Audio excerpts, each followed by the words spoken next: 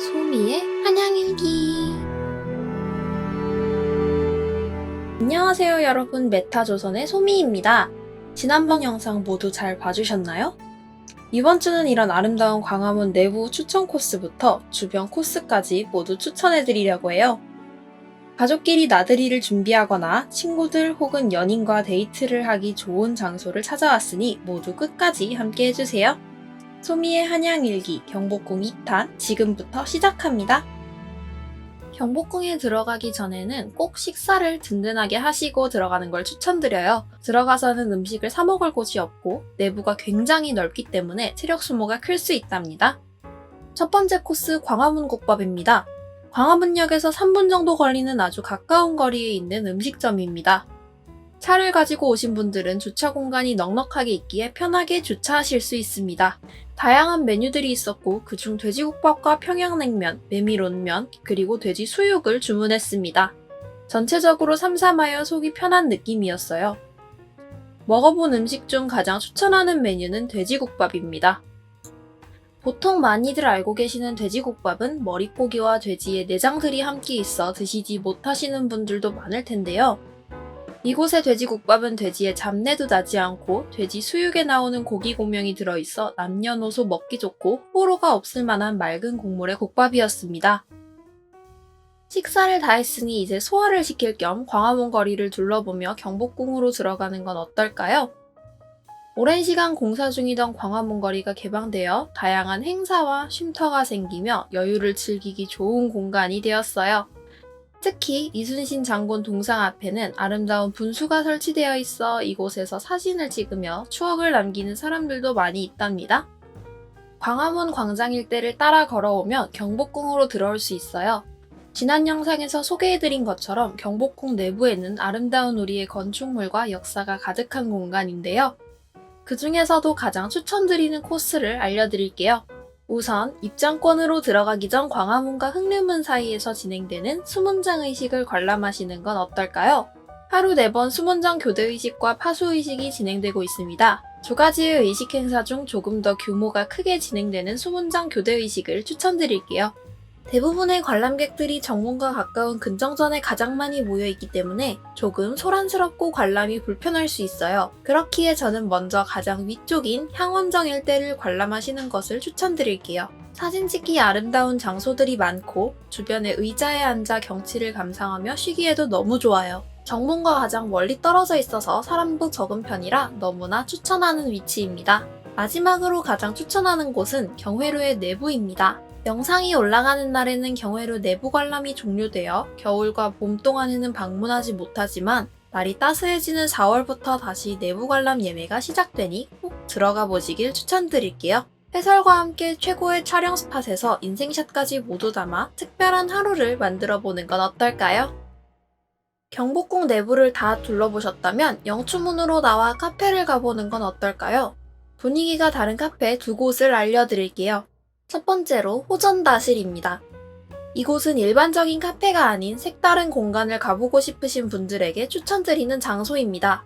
네이버에서 일반 예약을 하고 가면 무료로 여러 가지의 차를 시음할 수 있으며 예약을 통해 비용을 지불하고 더 심도 있는 차 클래스를 들으실 수도 있습니다. 호전다실은 카페처럼 음료를 주문하여 마시기만 하는 공간이 아닌 긴 나무 탁자에 다 같이 앉아서 차에 대한 다양한 이야기를 들으며 사장님이 따라주시는 차를 마실 수 있는 특별한 공간입니다. 천천히 그 시간을 즐기다 보면 어느 순간 차의 매력에 빠져드는 자신을 발견할 수 있답니다. 퀄리티 높은 다양한 차를 마셔볼 수 있는 경험을 할 수 있기에 관심 있으신 분들은 한 번쯤 방문해 보신다면 좋을 것 같아요. 하지만 일행과 함께 담소를 나누거나 혼자만의 시간을 가지시려는 분들에게는 호전다실보다는 다음 소개해드리는 카페를 추천드릴게요. 두 번째, 다과가 맛있는 카페 소울입니다. 이곳에는 다양한 종류의 추악, 설기 등의 한국적이면서도 독특한 다과들이 있습니다. 아쉽게도 메뉴가 소진되어 기대하던 주악을 먹어보지 못했어요. 대신에 단호박 카라멜 쌀갸토와 앙금크림 녹차설기, 그리고 곶감단지를 먹어보았답니다. 이 중에서 저 소미가 추천하는 메뉴는 단호박 카라멜 쌀 갸또와 곶감단지예요. 갸또는 부드럽고 녹진한 단호박의 단맛이 너무나 매력적이며 누구나 좋아할 만한 맛이었고, 곶감단지는 곶감 안에 유자 청으로 버무린 호두전과와 밤, 그리고 대추가 들어가 달콤하면서도 고소한 다채로운 맛이 나는 전통 다과였어요.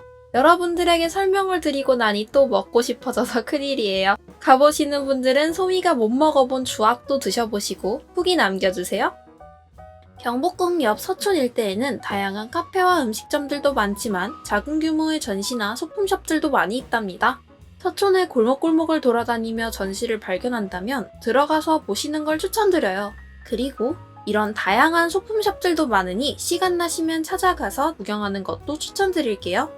경복궁과 서촌 일대를 돌아다니고 나서 가장 피곤한 저녁 시간, 특별한 저녁 식사를 해보시는 건 어떨까요? 경복궁역에서 5분 거리에 있는 도취 한옥식당입니다. 가게 내부의 공간이 작고 골목 안쪽에 있어 찾기 어려울 수 있으니 위치를 잘 확인해 주셔야 합니다. 모두 예약제로 운영되며 가게 내부에는 전통적인 분위기의 공간으로 꾸며져 있고 내부의 규모가 크지 않아 아늑한 한옥의 느낌이 들었습니다. 음식은 한식 맡김 차림의 코스 형식으로 나오며 저녁 코스는 주류 및 음료의 주문이 필수적이었습니다.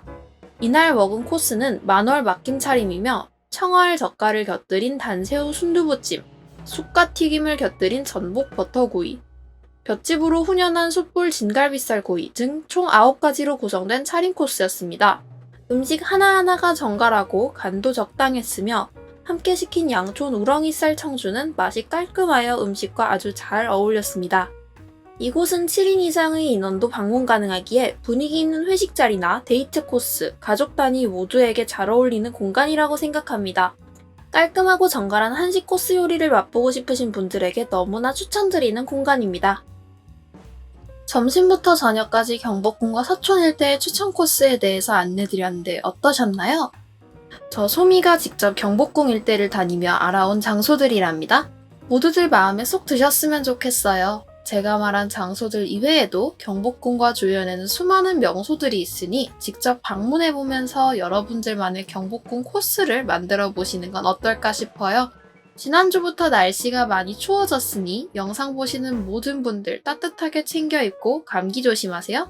모두들 구독과 좋아요, 알림 설정 부탁드리고 우린 다음 주에 만나요. 안녕!